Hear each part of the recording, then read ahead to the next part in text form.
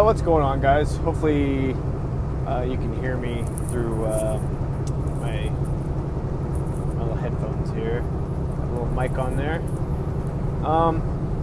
Mainly, so right now I'm going to Bozeman, Montana, and it is definitely fall. You can tell that it is definitely fall. I was going over Lookout Pass, and all the trees were gold, some of them were red, and it was really pretty. So I'm just gonna talk about my first 6 months with system transport, and because I got 3 hours to blow, I mean, I might as well do something and upload it. I'm not going to cut this up at all. I'm just going to full send it. I'm going to get another little mount because I have this app where you can also film out, on that other camera lens too. So I can record on this one and then have the other one recording as well. Anyway, more to the point is first 6 months with system transport they've been interesting. I'm not gonna lie, they've been interesting. So I'm just gonna walk through day one and till now. Of course, I'm not gonna steal up a whole lot of your time. So this is mainly for anybody who's prospectively looking to join system. I don't know about all locations. I went to the Cheney, the Spokane yard, the headquarters, and so let's begin. Right, that's what you're all here for. Let's begin. So I got my CDL, as you know.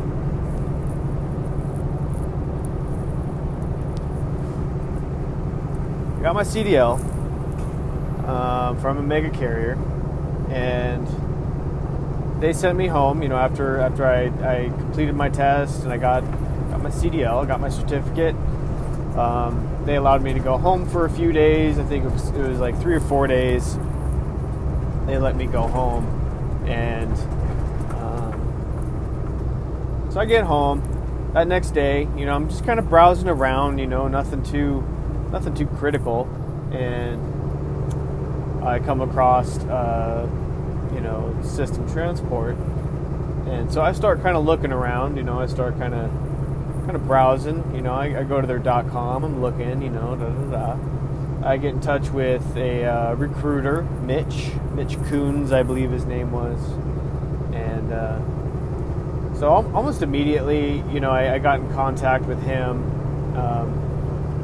Within a day, we had everything figured out. I had my long form done. I just sent everything over as a whole thing, and I talked with Mitch, and literally the next day, I was all sorted out.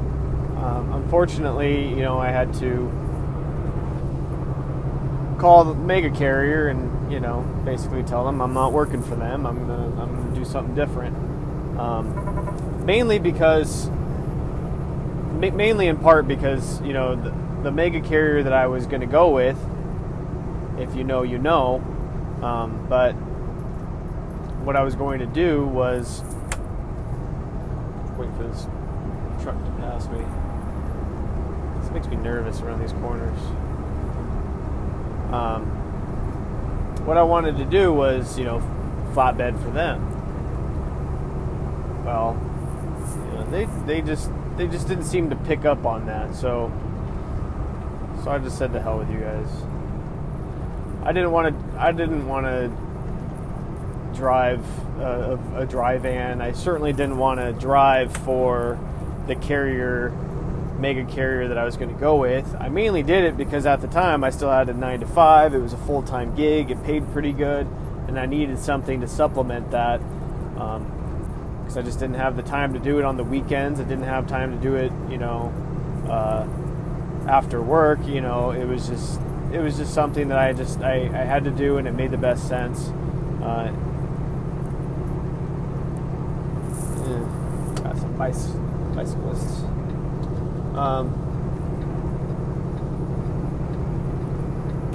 So in any case, I contacted them, and they gave me a date, and I showed up. They got in touch with Mitch and talked to him, and ended up getting an email with some stuff I might need to bring, reservations for the hotel, obviously, that you're going to be staying at for, I think, what was it, a week, 2 weeks, something like that. Hotel was all right, I had a window room right next to facing Taco Bell, just across the street there. It's downtown Spokane. I mean, it's not the best. It's not the best hotel, but I guess I could say it's not the worst either. I was left alone. Let's just put it that way. There is one that's like right next to the yard, the Spokane yard. It is a lot dirtier. I guess the Cheney yard. It's a lot dirtier, but it is a lot closer. So, take your pick. If they have you go to the Super 8, then you could literally walk there. You could walk there.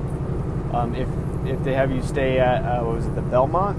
I think it was the Belmont in Spokane. Then they have a shuttle that comes and picks you up.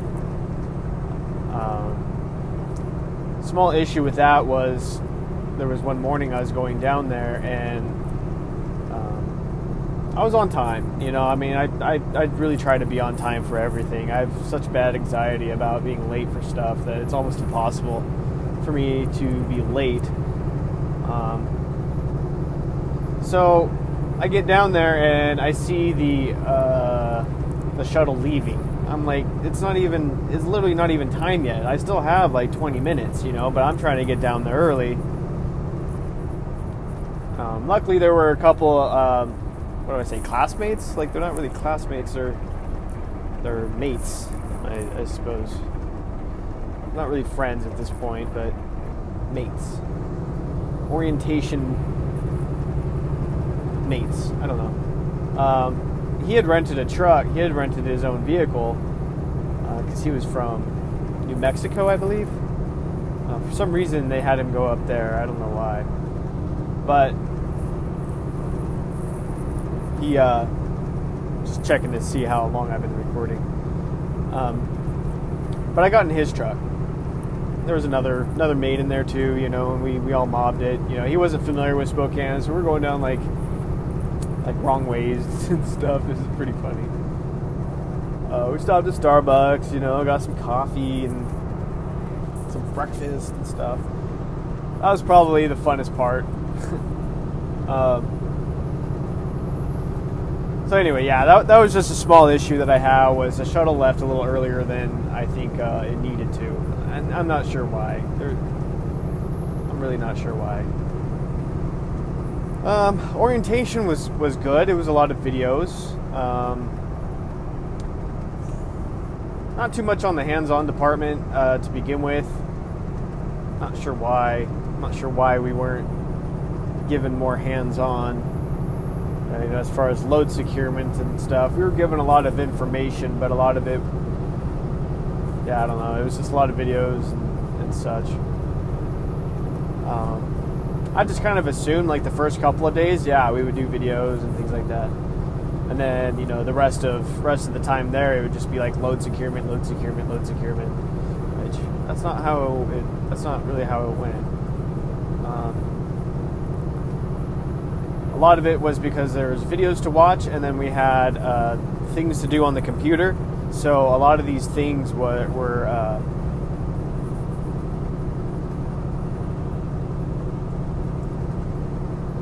like things to read and watch, and then you do a quiz and you have to get it right and stuff like that. Yes, stuff. what isn't the worst. You know, it kind of gives you an idea. Like some of it's like on hazard materials and things like that. Like we're not going to be hauling a whole lot in the way of like hazards, right? So, system guy. We're not going to be hauling too much in the way of hazardous materials. So I'm not really sure what that is, but I guess it doesn't matter. And then after, you know, a while of doing that, during that time, they're actually doing like a personality assessment. So they're watching you, you know, they're literally watching you, just kind of seeing who you are. And the reason why they do this is so they can better match you with a trainer that, you know, would be better matched to you, to your personality. I got a pretty cool one. So I would say that, you know, they're pretty good at matching people up. The other guys that, you know, that I went to orientation with, I'm gonna say that orientation with.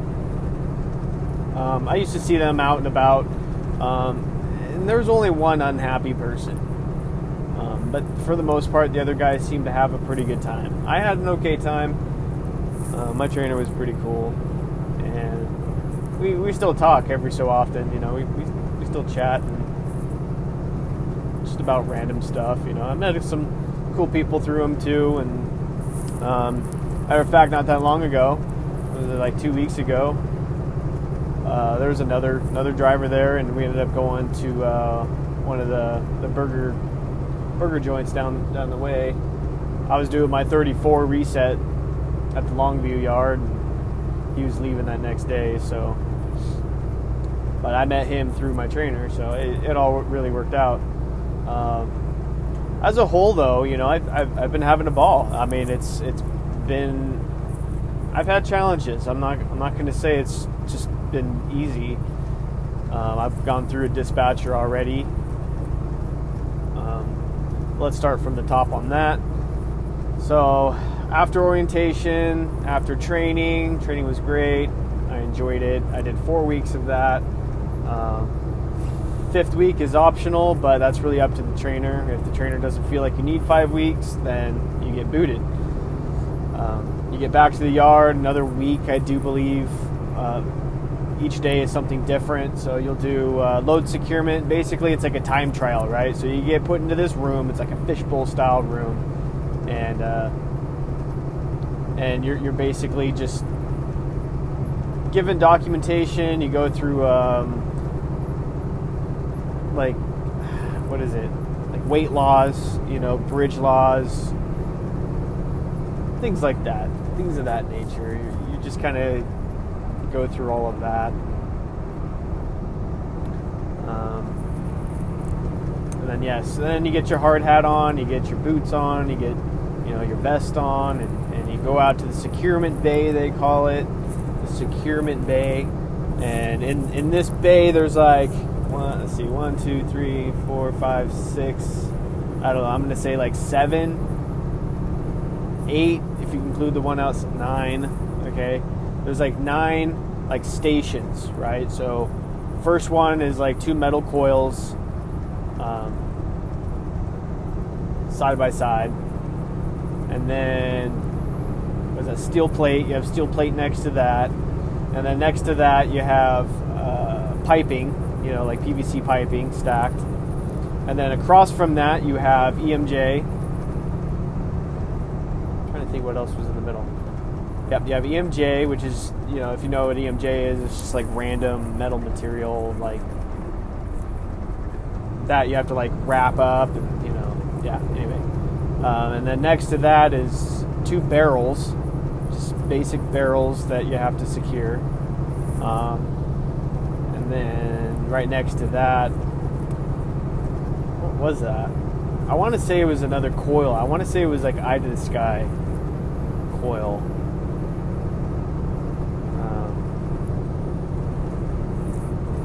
And then out back, they have a genie. Well, it's like a mock genie.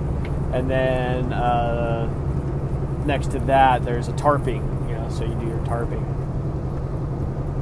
So that's a securement bay, and it may not seem like it, but a lot of it is kind of a timed event. You have all day to do it. I mean, most of all day. Let's be real, almost all day, but you don't. So there's always other stuff to do, but Kalispell. But the reality of it is you are basically timed. You are graded on it. So how all that works is it's already pre-secured, and what you do is you unsecure it to its fullest, and then you re-secure it. So before you undo everything, take a mental picture, make a mental note on what goes what and how it gets there. There's going to be some stuff that you're probably not going to have to deal with out here too much. I don't know if my camera is just wiggling around a lot or what, but I'm driving, so not much I can do about it.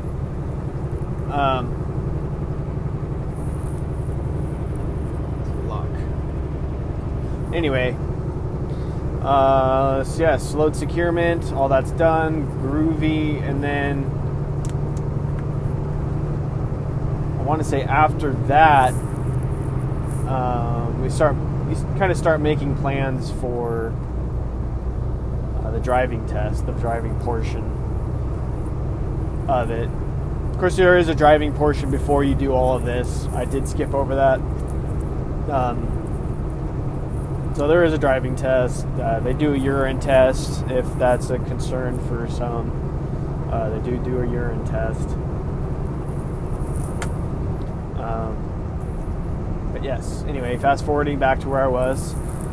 They do like a final driving test, and this one is, like back roads, it's through tunnels. Normally, I guess it takes a while, but the stretch that I was on was closed, so I didn't have to do the hour long. Cause I guess they go through like farm areas, and they do, they basically just run you through every situation you might come across out here. And then after that, I came back to the yard, and then they had me do side backing into a spot, which that was no problem. However, when I was doing training, I didn't get a whole lot of backing. But you don't really back a whole lot in flatbed, but it is still a skill that you need to practice even on your own. It's still really something that is very important, because like for example, I had what was it?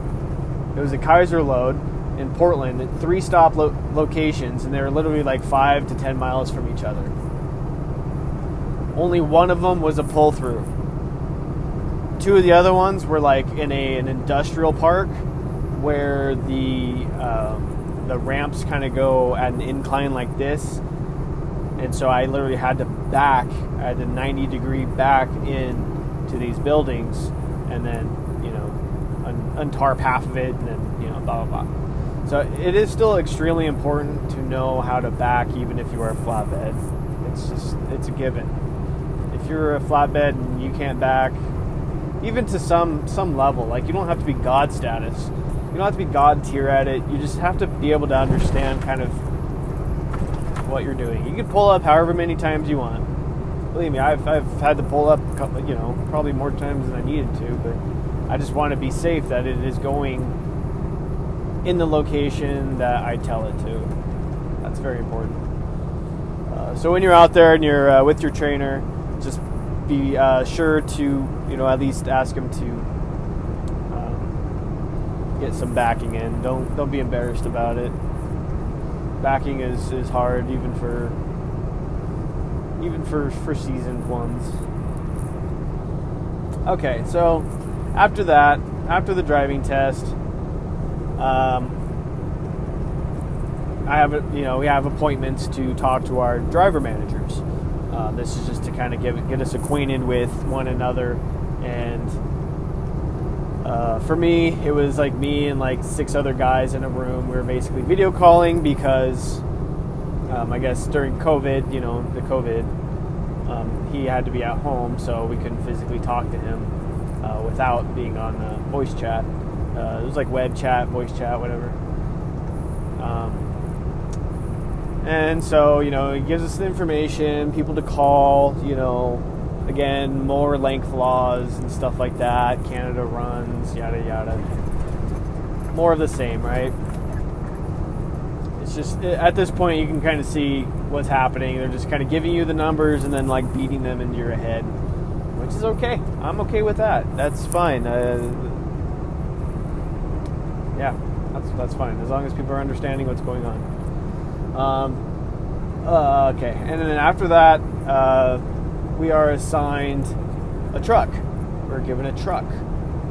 At least for me, I forgot what my old truck number was. It was 523 something. I forget. Anyways. They said it wouldn't be ready till Friday. Mind you, I got done on Wednesday. Anyway, Thursday rolls around and they're like, "Oh, your truck's ready." And I'm like, "Oh, cool." Well, since I had driven my own personal vehicle down there for that week, I wanted to make sure that I got my car back home because it's not a Toyota Corolla, let's just put it that way. I just wanted to make sure that my car got home, somebody would bring me back, and we'll start. They were fine with it. It took some convincing, but they were good with that. So yes. Anyway, I get my truck. It is mainly up to you as the new driver to set up your own truck, and by that I mean they'll help you. You get a checklist, but they'll get you the chains, they'll get you the binders, they'll get you the straps, they'll get you tire chains, they'll get you what is it?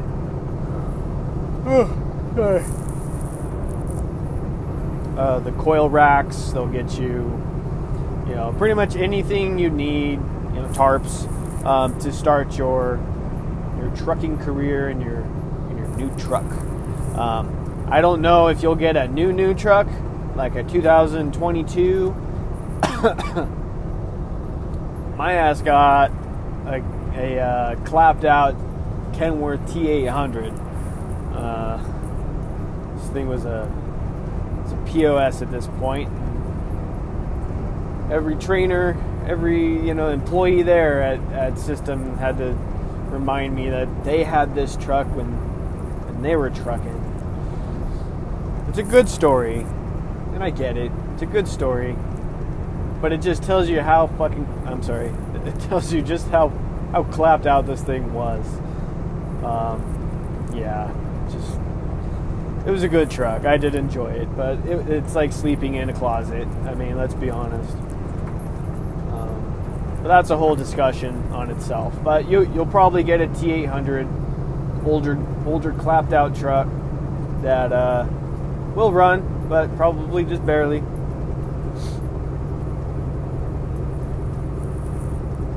People doing weird stuff on the side of the road out here in Montana. I'll tell you that. Okay, so you get your truck, and this is, I've kind of filmed a lot of this stuff, so you can go back and take a look at my day one videos, as it happened. But I got my truck, my DM. I'm letting him know I got my truck set up at this point. I'm ready to go. Next day stuff. I wake up. I give him a call. It's 8 a.m. because he gets in the office at 8 a.m. I'm like, okay, let's go. He's like, okay, pick out a trailer. So I go. I take my truck and I go through the lanes. I start looking for trailers. I'm like, ooh, that's a good looking one. So I go ahead and I pick my trailer. I hook up to it. I sit there. Qualcomm hasn't been, refreshed or anything. It has all old information from the last driver. And, I'm like, I don't know what to do. Of course, stupid me, I started my clock. I'm thinking, I'm going to start my clock. I'm going to start running pretty soon. Like, let's go. Well, it was on a load screen, and I'd already started my clock at this point because I signed in and I started my clock. I did my pre-trip. Well, it was asking me load dates for a previous load that I was not privy to, and I couldn't get a hold of anybody. And by the time I did get a hold of somebody, it was already like an hour or so into it. And finally, they're like, "Oh yeah, just put NA," and so that's what I did. And finally, I got out of that screen and I was able to go off duty. But even during all of that time, they were basically telling me, just to sit tight. We're working on getting you a load. Dude, I sat for so long. It was ridiculous. I sat for so long waiting for a load just to get me out. I mean, I was up at like 6 or 7. I took a shower. Like I'm waiting to start my trucking career, and I'm having to sit around and wait. Okay. Sure. I'll wait.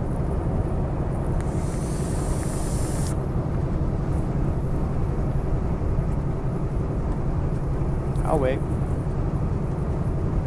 So waiting is what I did. So I waited, and finally I got a call to start. So I finally got that going. On my way. It's a simple USG. If you're with your trainer, you'll just be USG City all the time. You'll go different places, obviously, but yeah, USG is just. I like doing a USG after a good hard load. You know what I mean? Like for example, this beginning of this week, I untarped and tarped like 3 or 4 times in 2 days.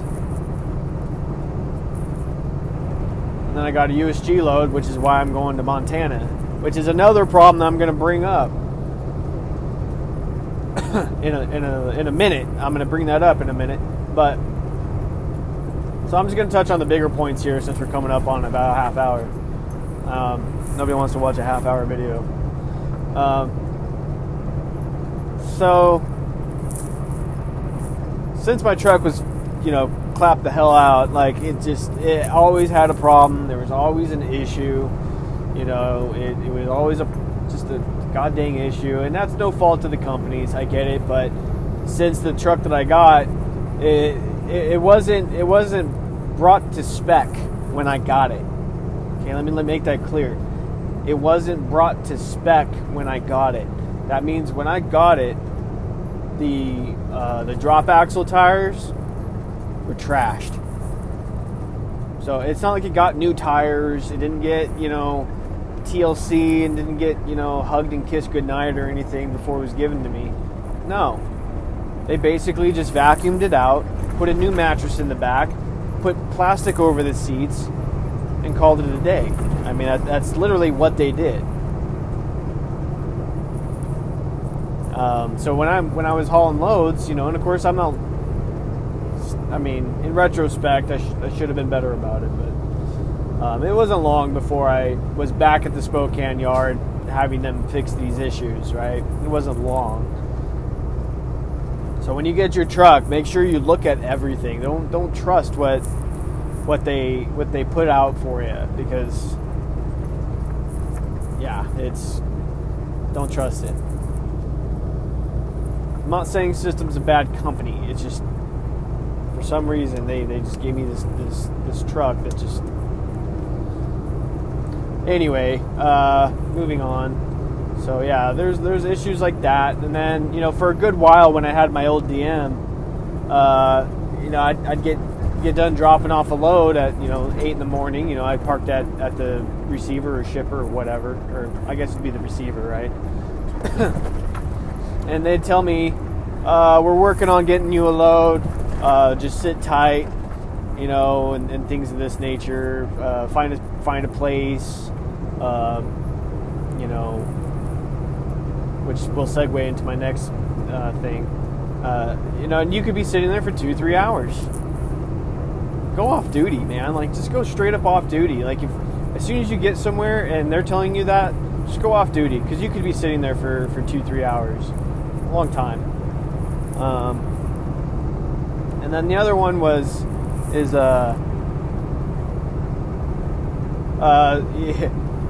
like loads being canceled.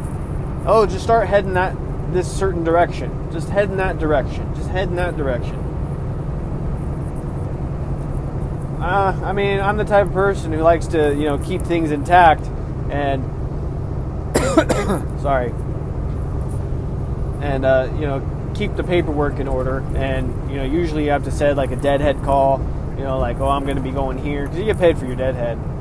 I'm going to be going here. Just head in that direction. That just seems a little flimsy to me. I don't really like that, but I mean, it's whatever. I'm honestly not even sure if I get paid for that. Which brings me to my most current issue. So I dropped off some stuff. Actually, it's a couple of issues that I've had. I picked up a USG. Was it USG? Yeah, I think it was USG. Yeah, this was last Friday. So I picked that up and I went to the Home Depot in College Place. Well, I get there, I have like 20 minutes on my clock, right? Same day delivery. I'm like, I'm getting this thing offloaded because I want a load in the morning, either that or I sit around all day long until that next evening because they take drywall at night. So it's either get it offloaded tonight or park up somewhere all day and wait tomorrow night. I'm going to get there tonight. So I drive all the way from Longview, Rainier, Oregon, all the way to College Place, Washington, which is literally opposite sides of each other as far as the state goes. I get there with 20 minutes on my clock, and I start, what is it, like 9:30? So I start untarping, I start unbunging, I haven't taken off my straps or anything, but, I started in on this process, right? I get all the bungees off. I'm literally about ready to pull my tarps off. And a guy comes out. I've already checked in at this point. A guy comes out and says that this load was canceled. Imagine how my brain was reacting to that. So I'm looking at this guy. I'm basically just telling him, are you kidding me right now? This can't be real. This load was canceled. I've never had to deal with a canceled load before. Yeah, he says this load is canceled. And I said, well, I don't know what to do. And he's like, well, I don't know either, He doesn't care. I don't expect him to. So I make a phone call, Not much he can do. Night dispatch can't do nothing. So I sit there for a little bit because I can't go anywhere.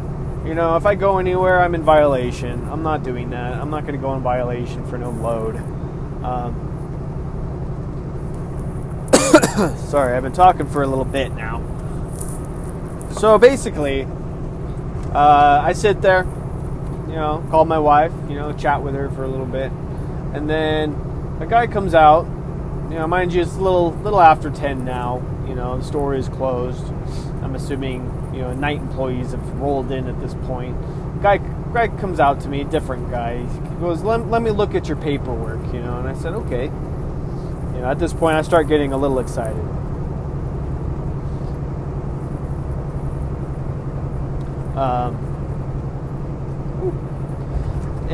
So he just starts kind of going through it. There's not a whole lot on me. I'm only like 45,000. I mean, there's not a whole lot on me. So he's like, oh, okay, yeah, I might got room for that. Go down the list. I might got room for that. I don't know if I have room for that. Let me check. I'll be right back. He goes in, comes back out. Yeah, I got room for that. Yeah, we can offload you tonight. I gave that guy a high five, man. All the other possibilities that were running through my head, if they said no to all of that, what do I do? Take it back to USG? Like, do I take it to somewhere else? Like, what do I do with this? Like, where? I don't know. not only that, but I have to re-bungee and, the whole business, I don't mind doing that, but I'm already at this point, just get me offloaded, that's the protocol, right? And you're changing the game on me. You're changing my night. Really, at this point, I just want to go to bed. I've already been up for probably 17 goddamn hours. Like, I am tired. I just want to shut down. Just the stress of just getting there with 20 minutes on my clock to spare, and that's including my 14, mind you.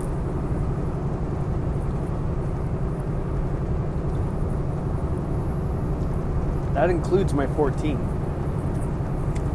I still had time on my 14, but not much. Okay, so there's that.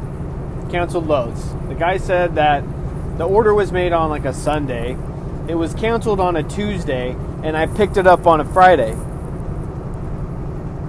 So one wasn't talking to the other on that one. That was just ridiculous. So, which brings me to my next issue, was I went to the Kent Distribution Center, picked up, ladders, lumber, things like that, took it to Salem, Home Depot in Salem, which was that's a crazy place to go. It's doable, but it wouldn't be on the top of my list of easy. There's barely overnight parking. Like I had to be kind of cutthroat about that. Getting a rig in there is hard. So anyway, from Salem, I go back to Rainier, right? Rainier, pick up more sheetrock. Well, I get there, and I talk to the yard jockey because they have a little mailbox, right? Because I have numbers. Everything's preloaded trailers. I got numbers, and you look at the numbers. You go to the mailbox, you look for that number, and now, huzzah, you have your load. I didn't see it in there. So I went to the yard jockey. I talked to him. He doesn't even see the number on his daily, trailer list. It's not even part of any program. They have no clue what I'm talking about. So I called dispatch. I'm talking to, I don't know who I talked to. And they're like, oh, yeah, they must have canceled. Must have canceled? What is being said right now? So obviously right now you can kind of tell that there's an issue with this. This canceling business. I have a feeling I'm going to take this and it's going to be canceled too. Anyways. Yeah, so I talked to them. They go, okay, give me a minute, I get a call back, at this point I'm in the shitter because, that's how we do. A little useless fact there, sorry. So where was I? I got sidetracked. I got stuck on shitter. So yeah, he gives me a call back and he tells me the trailer number. So I grab that. This one's going to Montana. So that's where we're at now. So in a nutshell, it's all very interesting. You have a place like Scafco.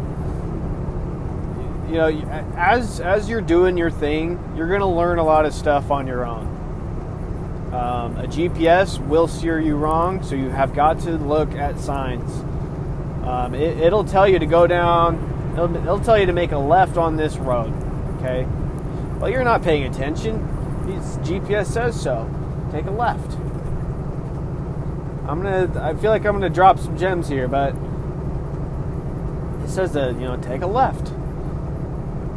Okay, yeah, you take a left. You start noticing shit getting smaller. You're like, Well, what you failed to realize was up above, right before you, during that whole transaction of you going from this road to that road, there's a sign that says, no through trucks. You failed to realize that. You failed to look at that because the GPS said turn left. So it said turn left, you're over here, you're messing with your phone, you're looking at your Qualcomms, you're checking, people out over here. You got to watch for signs like that, because your GPS will mess you up. It will mess your world up. So you got to be careful with that. Also, a telltale sign on your GPS when you put in an address. Most of these places are pretty easy to get to. Like, you shouldn't have to, do this, that, and the third. Once you plug that in, zoom out. Follow the route. Follow the route. Get to the end of that route. And this even goes for the middle of the route too, because it'll have you going off ramps and then right back onto the interstate. Like, why is it doing that? So just judgment calls. But more to the point of this story is, if there's a bunch of squiggly lines just wanting you to do all this craziness, get on a satellite on your phone, right? Check that out. Look at the route. Is there an easier route to get there? I mean, if it interstate, let's say I-5 goes here, you make a right, and then you take a left, and boom, right there on your left. Easy. Now, if it's having you like come off of the interstate, like a highway early, like an exit earlier, and then it's having you do all this craziness, like, be mindful of that, man, because that'll jack you up, especially if you're not paying attention. Even still, I mean, even if it seems like a pretty direct route, still jump on that satellite, double check your routes. That's the most important. Make sure that there's enough room to even stop. Like this right here, where I'm going, there's no overnight parking. But my appointment, it's loose. Flatbed is loose. 8 a.m. to like 4, right? I could literally just spend all day tomorrow just doing whatever I want. But I'm not built that way. I'm not wired that way. I want to offload it ASAP, right? So I left the Spokane yard this morning at 7:30 when I was able to drive. I have 2 hours and 36 minutes to get there. I have 4 hours and 6 minutes on my clock. I'll have more once I do it 30, which I don't really feel like doing. I will have to do a load check here pretty soon, though. Which I do that by using the little mileage counter right there. I'll just reset it every time, and 150 miles, 50 miles, then I start searching. But anyway, I use Trucker Path. Yeah, this is going to be a little gem video. I use Trucker Path to look for parking areas along the route. Sometimes it can be wrong, so definitely double check, use your brain and figure that out. But since I know I'm going to Bozeman, Montana, I jumped on Trucker Path and I started looking for rest areas, truck stops, whatever, along that route near Bozeman, because I can't park at the receiver tonight. So I'm looking for places that I can stop near Bozeman, so I'm not having to expend a whole lot of drive time in the morning. So I can literally just jump in my truck, drive for maybe like half an hour, and then offload. That's the best way of doing it. And then I confirm that with my GPS. I'll definitely confirm that, just to make sure it's real. And then I'll get a time frame of where I'm supposed to be and things like that. But yeah, there's a lot of tools. Maybe I should have a tool video as well. Maybe this will just be an hour-long bullshit session of just all the things, right? But yeah, so if you're getting into trucking, those are just some things. Maybe this is just like a 6-month review / helpful tip video. I don't know, gem dropper, little gem dropper. But yeah, so I'll use the GPS. Definitely invest in a GPS. Too many people these days just think that their GPS on their phone is going to get them to where I've come across drivers recently even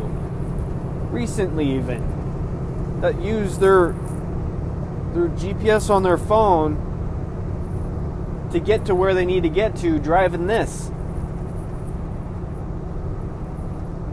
I'm not talking about some paid app or anything. I'm talking about Google Maps, right? Apple Maps. Stop. Don't do that. No. I tell these guys, you've got to invest in a GPS. Mind you, it's not bulletproof. Trucking GPSs are not bulletproof. Believe me, there's issues with them too. But, my goodness, if you use your phone to GPS yourself somewhere, you're going to find yourself in a bigger heap of trouble. Believe me. Hell, even on YouTube I saw there was a video, I think it was the Asian Mai. Was it Asian Mai? I don't know who it was.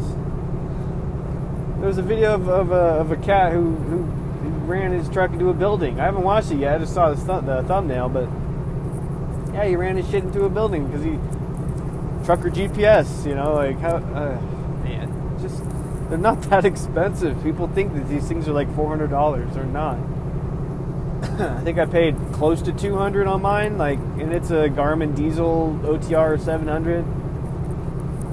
I mean, it's an investment, my guys, my peoples. It's an investment.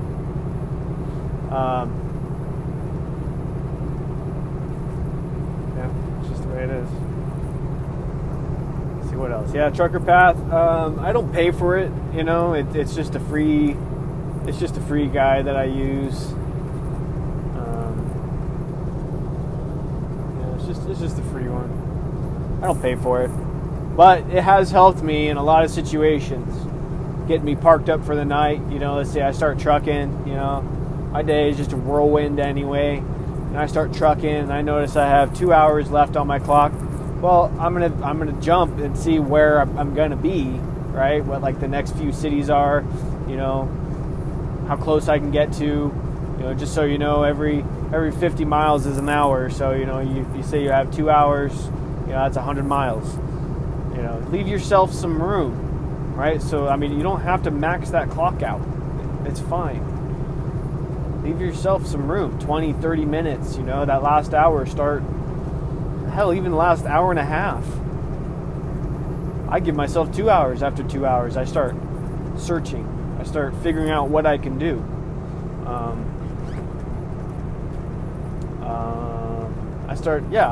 I give myself multiple plans, right? So if I start heading down, you know, there's going to be a rest area an hour away from me. I have 2 hours on my clock, you know, but there's another rest area after that, right? That's like 45 minutes out of the way. That'd be cutting it, but I could do it, right? I'd probably get there with 20 minutes left. So, you know, I go through the first rest area, and if that seems a little packed, then I'll jump to the next one. But, you know, if I run through that first rest area and there's, you know, a couple spots, I'm going to take one. You know, yeah, I might lose out on that 45 minutes, but that keeps me out of violation. That's the ultimate plan.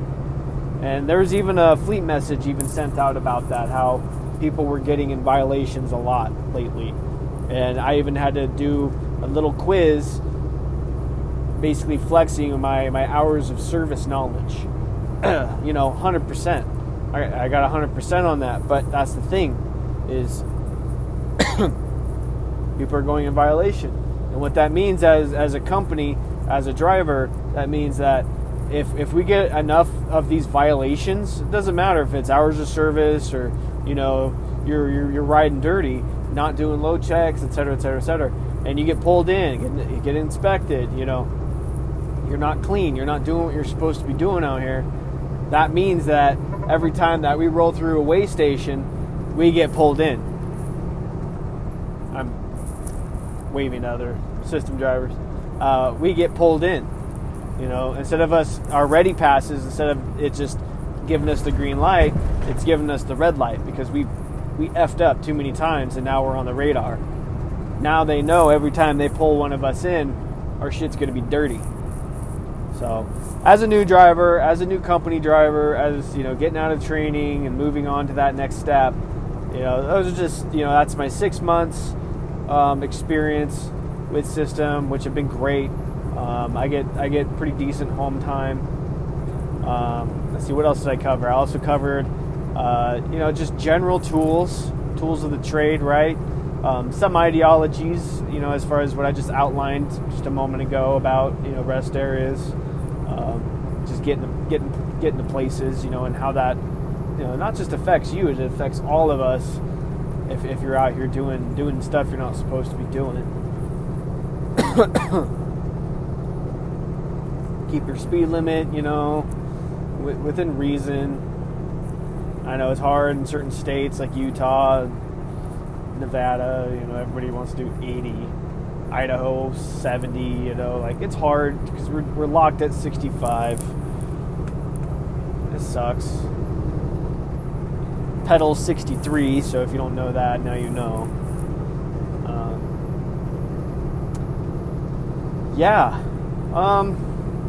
That's pretty much it. Some stuff you'll come across, bring extra gloves once you get your truck, maybe a dedicated hotspot, because that makes a big difference. It's a lot different than your phone hotspot. I'll just put it to you that way. It's a lot different. So invest in that. Oil, coolant, it's a lot of money you're probably going to have to spend getting into it, but once you're in it, it's not, you have it, you're prepared. But anyway, that's my experience. I've had blown tires, I've had, engine stuff go out on me, but, System's always had my back on stuff, and I'll always recommend System to other drivers. They pay you the miles, and they get you to where you need to be.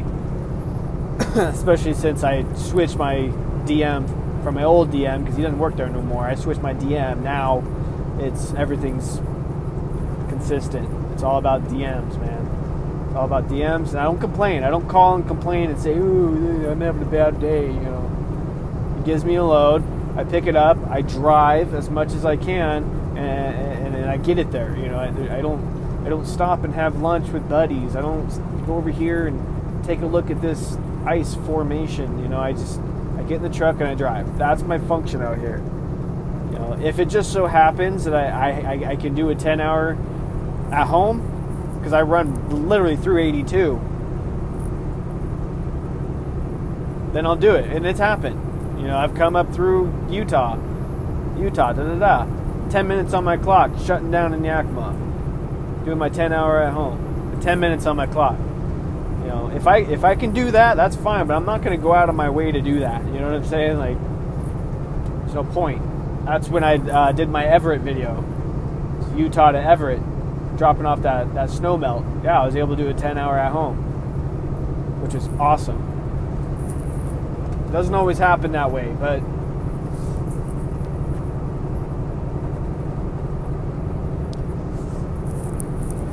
yeah. Anyway, that's what I got right now. I know we're looking at about an hour long video of just me doing this, but I think it's a fair assessment.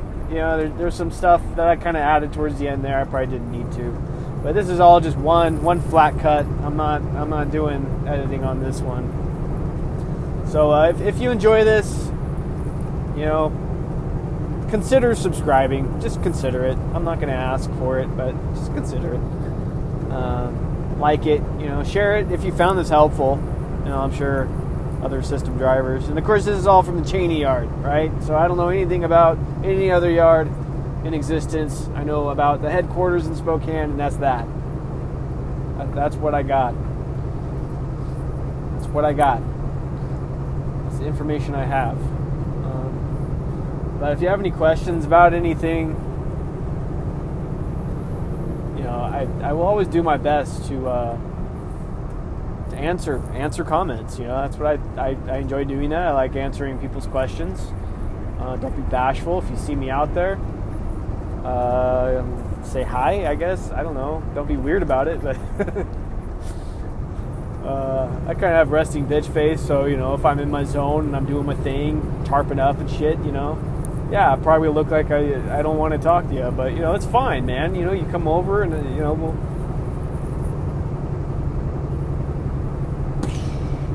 That's fists. What's up? I'm getting tired of talking. So I'm going to jump off of here. Just watch for updates, I guess. Next video stuff. Peace.